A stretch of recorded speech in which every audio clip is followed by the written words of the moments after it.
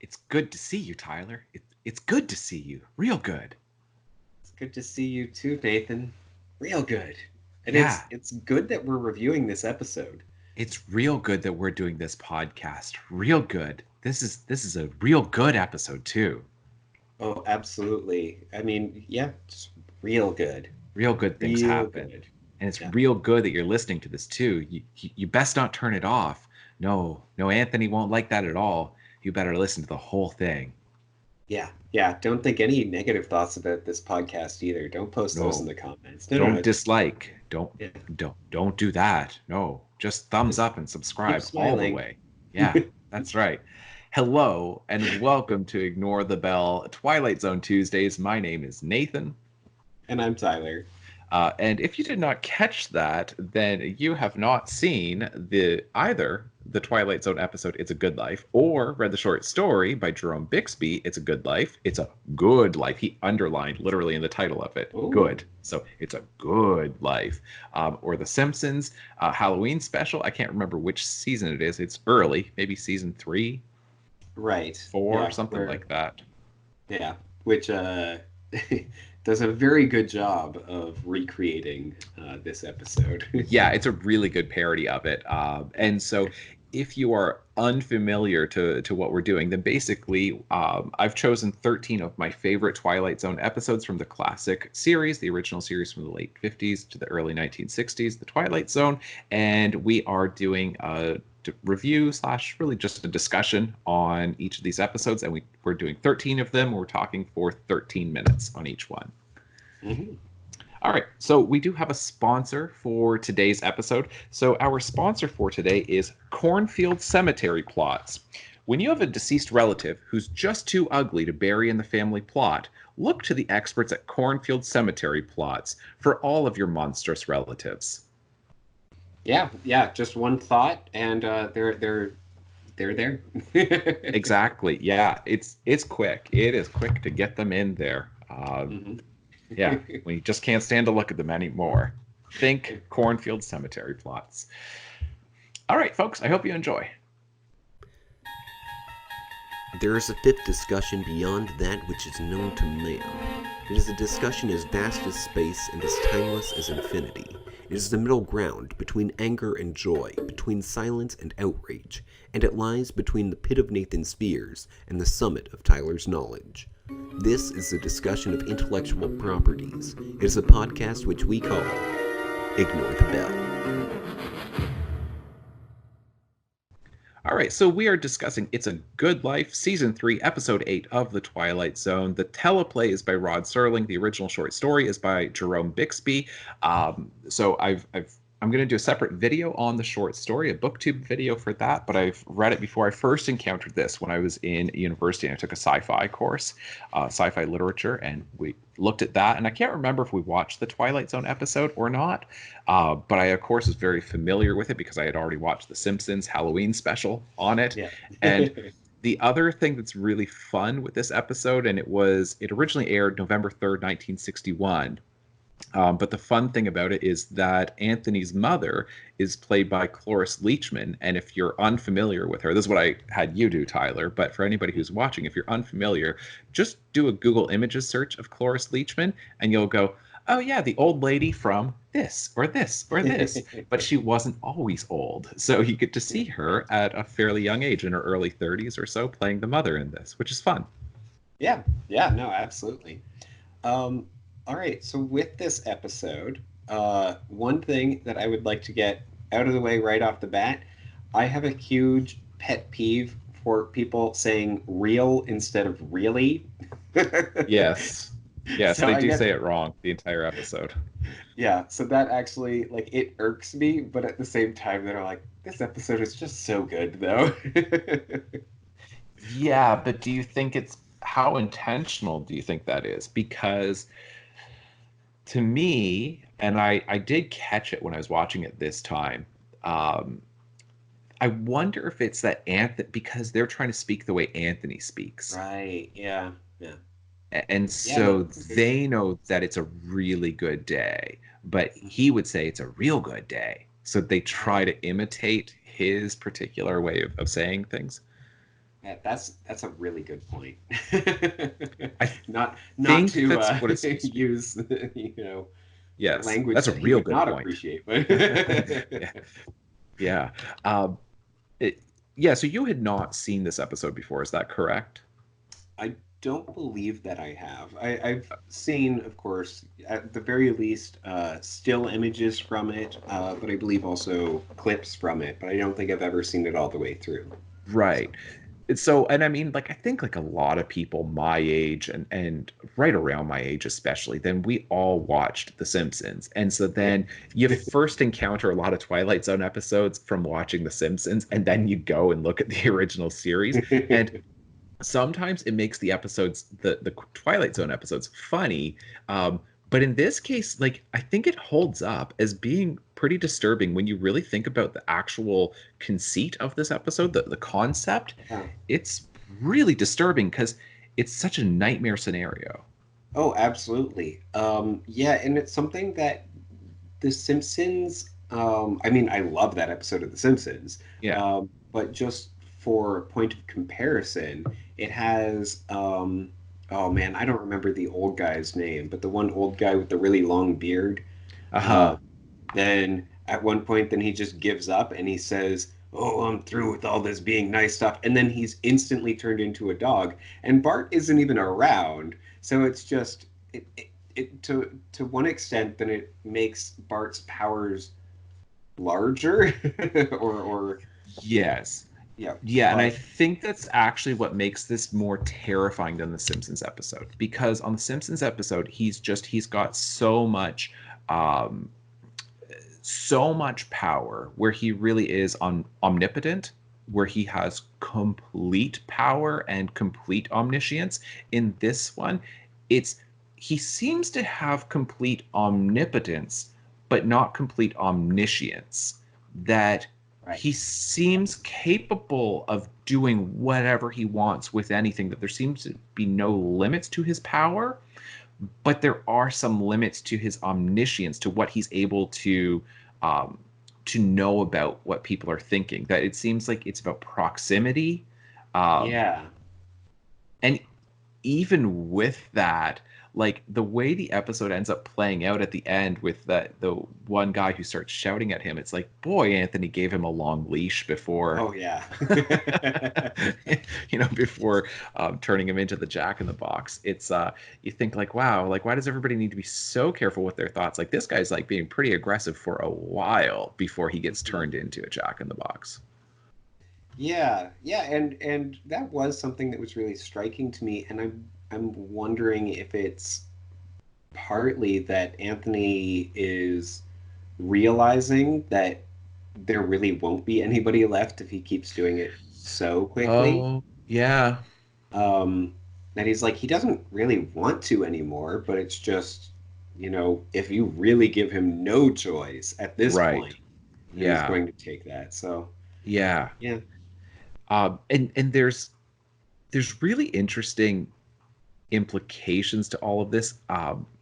Things that I continue to think through every time I watch it, every time I think about this episode.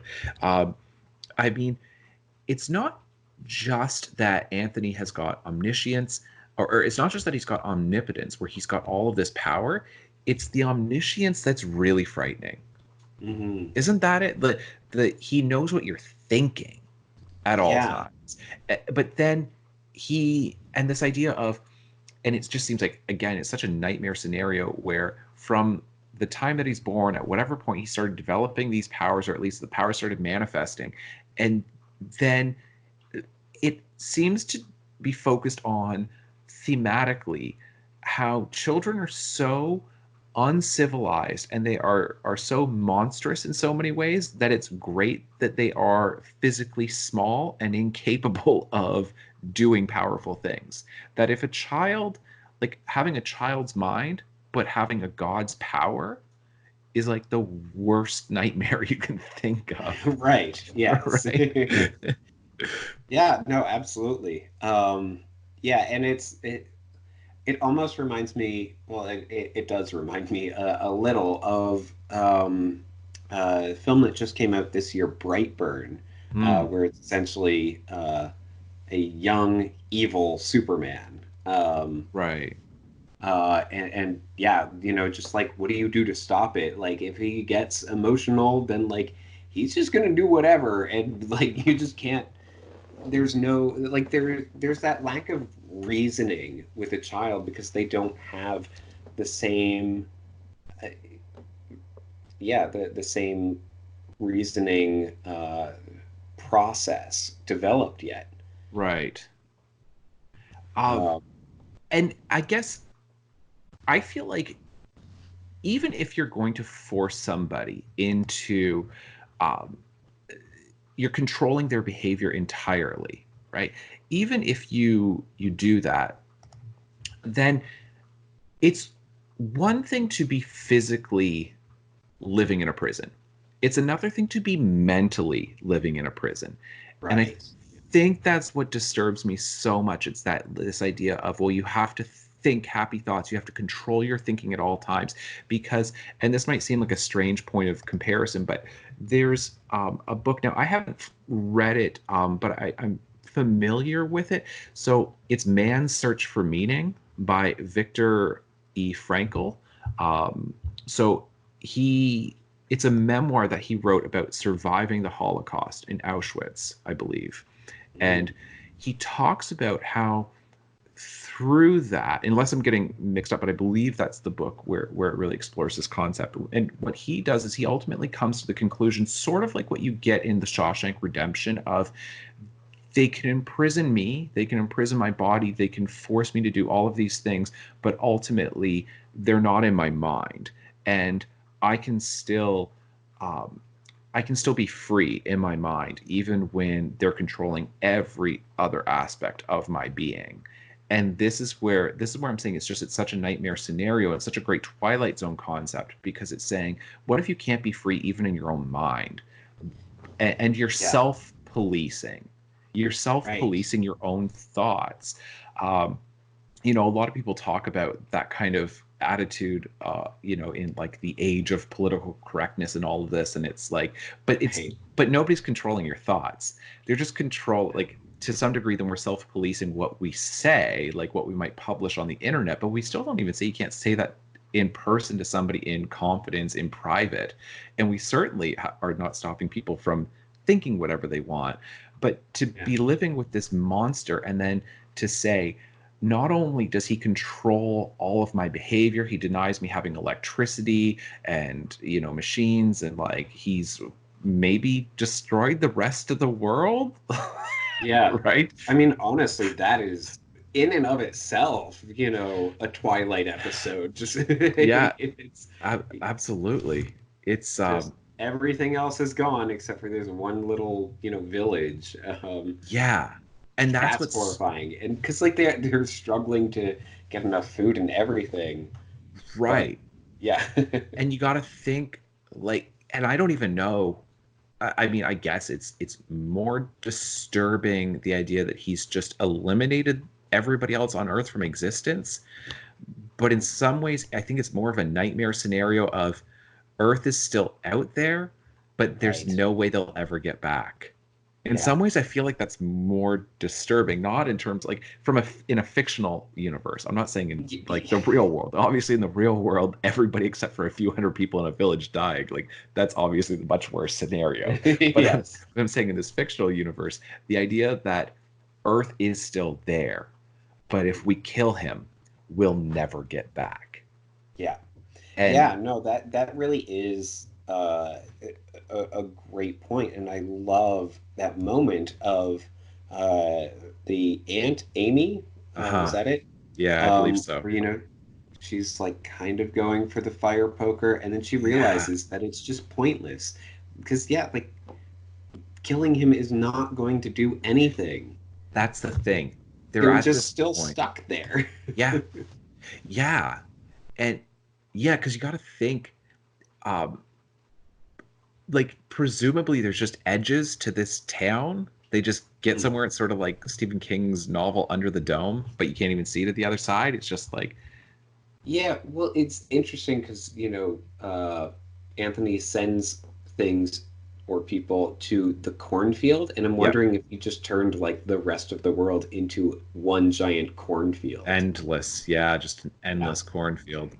Um, right. And I do think it's interesting that you do have the ant who reaches for, like, she tries to reach for, like, the fire poker or whatever it is that she's reaching for, but the men do nothing. And Right. um, the man from the village who's like shouting at Anthony, he's begging the men to man up, to step up and be men, Right. and just lay something heavy across the back of his head while he's distracting him. And it's absolutely a moment of, yeah, for real, guys. Like, don't you think that it's a frustrating thing? Because on the one hand, if they Yeah. do kill him, it's not, they're still going to be in a terrible, terrible situation, and it's probably going to be certain death. Hmm. Because who the hell knows where they even are? Who knows what's going to happen Right. with the seasons, and if they're on Earth or not? They'll run out of natural resources. Um, and if you're living in a small environment like that, you're not going to be able to necessarily grow enough food, like, to be able to support everybody, like, you know what I Yep. mean? But I mean, I feel like it's got to be, everybody who watches this would have to have the attitude of, it's still worth it to try to take this kid out and take your Hmm. chances without him rather than taking your chances with him. He's somehow not going to be capricious and just randomly kill people and destroy things. Like, you Yeah. can't be betting on this kid to somehow turn it around. Yeah. Yeah. No, honestly, it is. It really does feel like it would be so much better if they could take him out. And like, I don't. Even if that moment is not the perfect moment, like he has to sleep it. Oh, Right. Yeah. That's the thing. I don't understand. I don't get why um they've sorry, I al- lost you there for a yeah, moment. I thought that happened. Okay, and I think we are good now. Sorry, you're gonna have to do a bunch And of editing on this. that's fine. All right, go ahead. So it is staggering that they've allowed it to get to this point, because that's Hmm. exactly it. Like, when you're watching it, I feel like you look at this and then you just say, how is it that they've allowed him to get to this age and they've allowed him to kill however many villagers? Because it does seem that if you're at least distant enough from him, he doesn't read your thoughts. So they could Yeah, formulate some kind of plan, and maybe if enough of them went at him all at once, or when he's sleeping, or who knows that's what what else. I. Yeah, that's what I was thinking. Like, why not when he's sleeping? Just he wouldn't see it coming. Right. And I mean, that's certainly what Homer does on The Simpsons, right? It's like, all right, don't think anything at all. Just, like, keep thinking nothing, and then, like, sneak up behind him and, like, bash his head in with the chair. And just at the last second, then Bart, like, turns him into the Jack in the Box. And yeah, Yeah. Homer's, of course, like, condemned to live as a Jack in the Box. Yes. Yeah. Yeah. So I guess that's a great question. Would you do you think it's better to live as a Jack in the Box Mm. or just be taken out? Yeah, definitely just to be taken out, right? Yeah. I love the editing on this, because we've seen this already. That you get such great editing in the Yeah. Twilight Zone with these practical effects, and just, but it's just editing itself. They're not even really doing special effects per se. Yeah, yeah, no, I was really noticing that because I was a little frustrated at the beginning of the episode when we didn't get to see the three-headed gopher. Right, I was like, right, oh, that would have been nice. Um, right. and yeah, for whatever reason that we don't get to see that. But then yeah, with the Jack in the Box, it is so well done. Yeah. Because yeah, we just get, you know, him standing there, Yep. then I think it cuts to Anthony for a second, then it cuts Yeah. back to just show the shadow The of shadow the on the Jack in the wall. Box. Yeah. And then it cuts back to Anthony, I think, and then it cuts back to just The I think his name is Bill, and yeah, yeah, just the just head back and forth with moving. the hat. Yeah. Oh my goodness, that is so creepy. It's Like, so creepy. it And then holds up so well. that's what I'm saying, is that it really holds up. I feel like this episode holds up really well, including that. And Yeah. just the editing is just so well done, where you just think that's perfect. Like, I mean, thinking about this as like an amateur filmmaker, I'm like, wow, that's something that you could do. You don't really need to have a budget to be able to create that effect. It shows the power of editing, which Yeah, is, absolutely. yeah, Yeah, because honestly, that is, I think, outside of, uh, uh, computer generated effects, then I think that's still the best way to go about it, is yes, to do that. Like, you could make, like a model of the guy's head and then actually put it on the spring right, system, or you right, could do, some kind of splicing and editing, or layering, and masking in order to put the head on the spring. yeah. But it But it the it's reason why so editing, I think, works better is because, like, if you, it forces you to use your imagination, and whatever your imagination does, it's going to be much worse, much right. more. It's going to have, because it's going to be more disturbing to you as an individual, and it forces you to participate a bit more. This is why I prefer reading to watching things typically, Mhm. because you as a reader are forced to complete the imaginative process that the writer begins. Yeah. But when they just show you everything in film and television, then they're not demanding anything of your imagination. Like, Yeah. there's a good example of this in a Hitchcock film. I think it's Strangers on a Train. And the one person, he gets pushed off of the train, and you can see the oncoming train, and you can see how he did it. Like, that it's just, he spliced the two different Right. frames together, right? That the guy like gets pushed off, but there's no oncoming train. But then they film an oncoming train. But the Yeah. things, you don't see the train run over him on screen, but you see it in your head. Yeah. And what you see in your head is so much worse than certainly Hitchcock would have been capable of showing with special effects at the time, and they wouldn't have allowed him to do it anyway. Like, with Right. like the Hays Code and all of that, he would not have been allowed to show that even if he wanted to. But I still think that it works better as an imaginative act to complete that imagery. Hmm. Yeah. No, I mean, I am always so impressed by editing in Yeah, film, like good editing. good editing.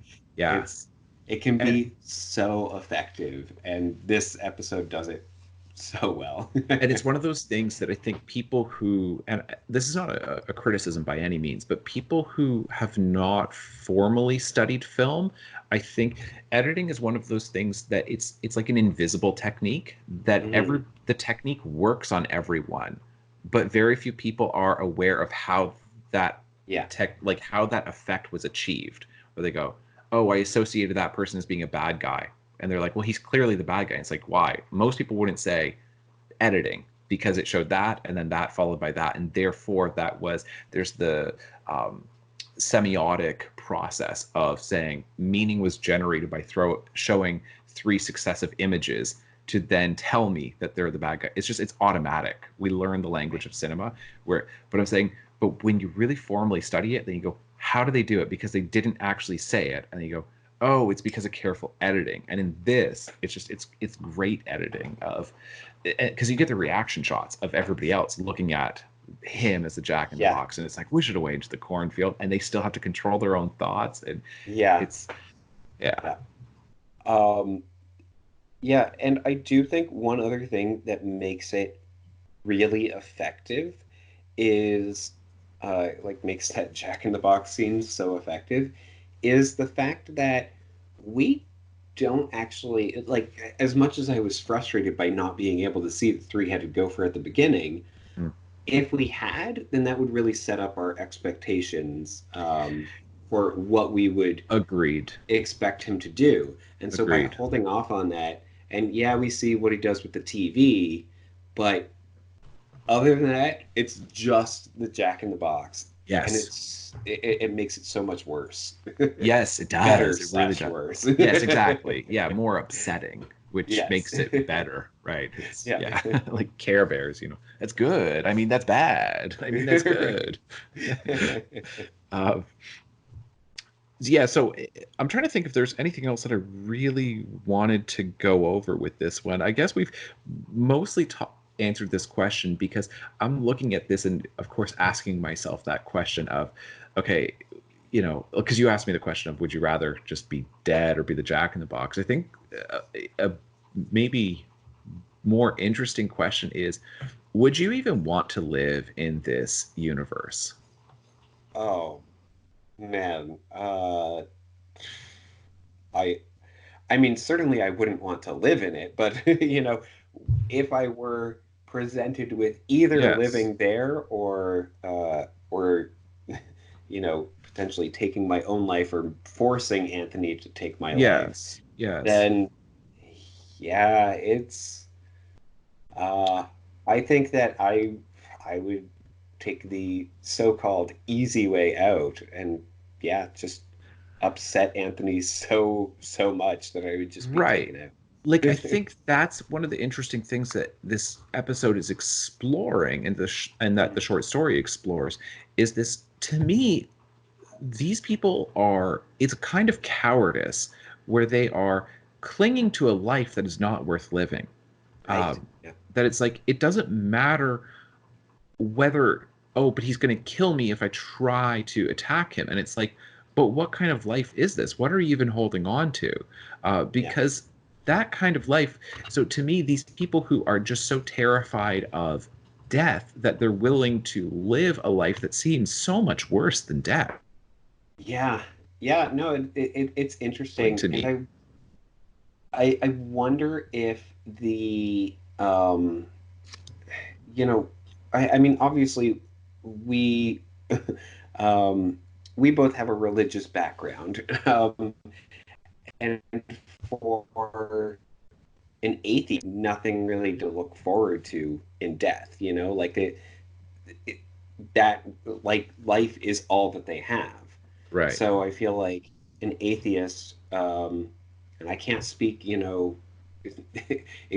on this too well, but I feel like they would probably be like, well, at least I'm alive and not out of existence completely. Do you know what I mean?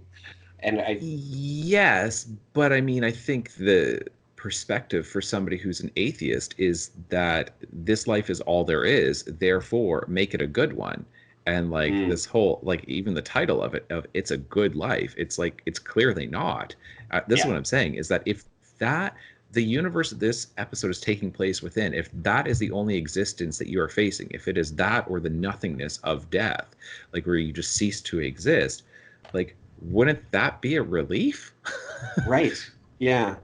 Yeah. And I guess my only point in bringing that up is that in a universe in which that kid is the god figure, Yes. um, then I think that that would be more challenging uh, of a decision, I guess.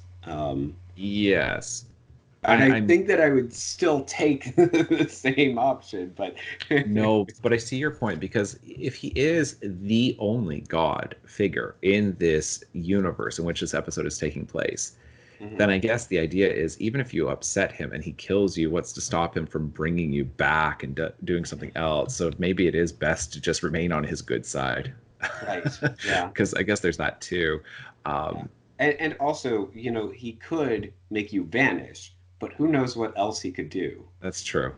That's true. Because I mean, he turned that guy into a jack o' lantern, or not a jack o' lantern, a jack in the box. Right. And as far as we know, or as far as we saw, then he couldn't really do anything as a jack in the box. Yes. But I mean, he could have made him, you know, Right. I don't know, just all sorts of weird, funny creatures. No, it's true. Yeah, it's, like Homer, I see you're agreeing with me. I'm not, it's the air conditioning. Yeah.